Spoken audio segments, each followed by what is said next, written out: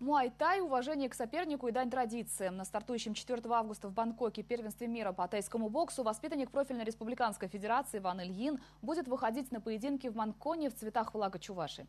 Манкон – это головной убор, который боец одевает перед поединком. В косичку вплетают ткань, на которую нанесены магические символы и знаки с пожеланиями удачи.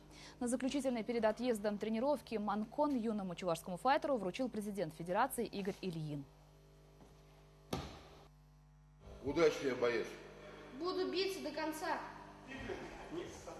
В этом году соревнования среди спортсменов трех возрастных групп 12-13, 14-15 и 16-17 лет принимает столица Таиланда.